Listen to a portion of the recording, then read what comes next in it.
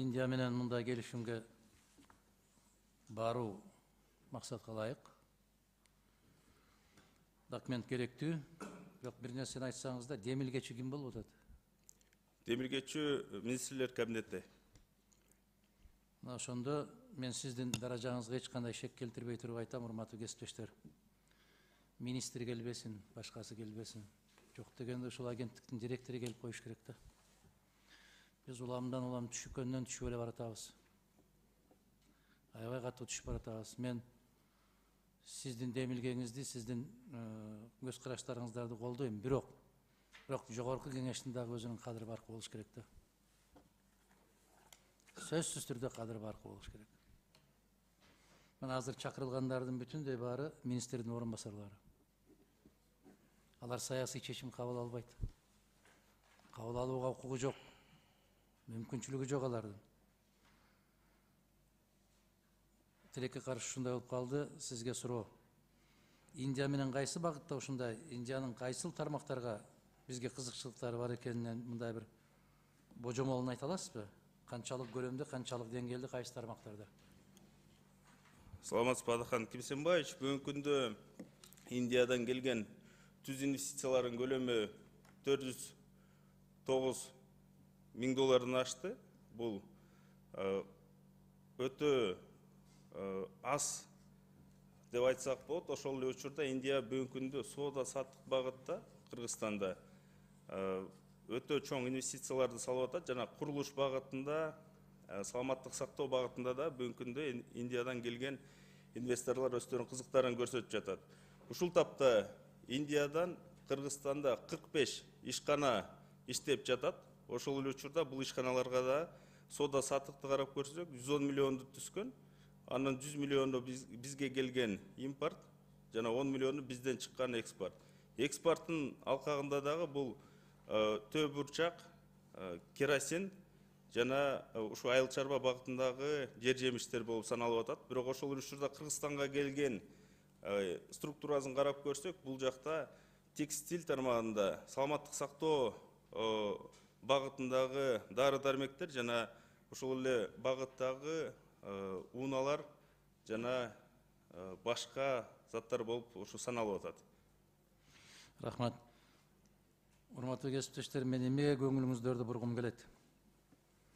Миллиардтан ашык калкы бар Индия, экономикасы жыл санап Кытайдан кийинки эле өсүп аткан өлкө. Биздин мамлекет менен товар алмашуусу же инвестиция салуусу Ош областынын губернаторунун имаратын колдоп турууга, кармап турууга кеткен каражат менен эле тең болуп атат да. Ош областынын имаратын кармаш үчүн 444 миң доллар керек экен. Губернатордун бүтүндөй аппараты менен. Миллиардтан ашык калкы бар мамлекет менен ичара мамилебиз $500 миллион долларга жетпейт экен. Эки жиптин акчасы экен азыр. Мына биздин жогорку кеңешке кирип келаткандагы тепкичтердин алдындагы турган эки жиптин акчасы экен. Сиз эмнеден көрүп атасыз ушуну? Ошол инвестиция тартуу агенттигинин директорунун орун басары катарында эмне маселе? Мына Өзбекстан менен мамилени карап көрүңүз, Индияны, Россия менен карап көрүңүз. Сиз Россия менен билесизби канча, Өзбекстан менен канча товар алмашуусу алардын? Инвестициялык көлөмдөрү канча? Эмне себеп болуп атыптыр? Мүмкүн бул келишим эмес.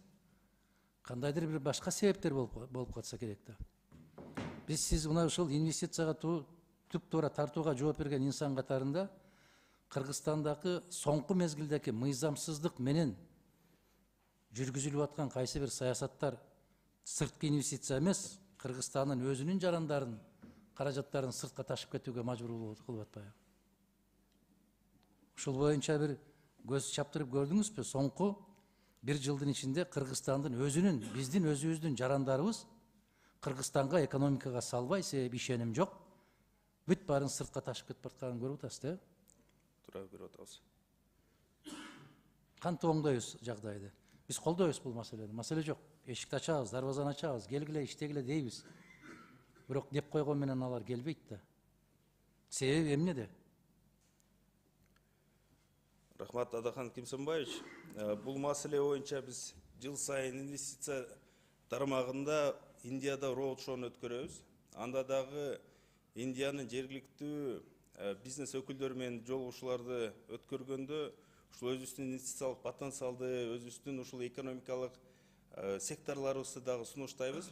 Алгачкы багытта мына бүгүнкү күндө инвестициянын экономикасын карасак, чын айтып атасыз, Кытайдан кийинки мамлекет, бирок саны менен бүгүнкү күндө былтыркы эсепти карасак, 5 миллион кишиге Кытайдан да ашып кетти. Ошол эле учурда Индияны карап көрсөк, 82 миллиард доллар жылына инвестиция тартат. Себеби жумуш, баягы орундар көп, калкы көп, арзан, баягы сырткы байланыштар, логистикалык бүгүнкү күндө чын жарчылардын негизинде Индияда бүгүнкү күндө ушу өндүрүш тармагына инвестиция салган көп болуп атат. Булардын санын айтып кетсек, бул Америка Кошмо Штаттары, Сингапур, Япония, Нидерланды, Голландия, ошол эле учурда Улуу Британиядан дагы инвестиция келип атат.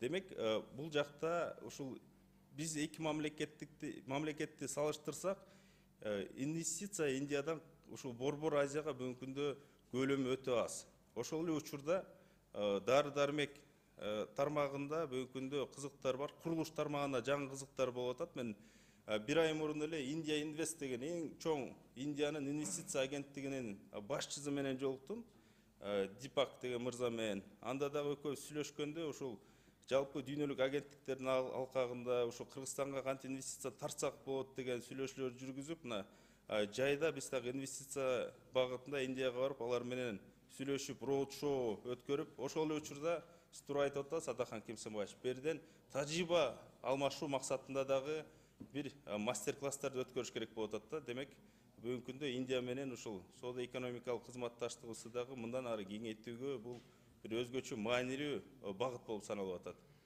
Мен сизге сунуш кылат элем да, негизги тармак катарында ушул дары дармек тармагы. Индия дүйнөдөгү дары дармек тармактары боюнча дүйнөдөгү бир 3 өнүккөн өлкөнүн ичине кирет. Европа өлкөлөрү менен бирдей эле дарыларды чыгарат, бирок баалары боюнча, сапаты боюнча эч кем калбайт. Баалары боюнча 1,5 эсеге чейин ушул биздин кыргыз фармация тармагын өнүктүрүүдө ушул багытта эгерде биз жол ачкан болсок, аларга кепилдик берген болсок, Борбордук Азиядагы бирден бир базар болуп калууга мүмкүнчүлүгүбүз бар. Рахмат, ийгилик болсун ишиңизге. Рахмат, Атахан Кемсенбаевич. Чоң рахмат. Кийинки сөз Нуржигит Кадырбековичте. Чоң рахмат, урматтуу өкмөттүн өкүлү. Өткөндө ушул келишимдин долбоору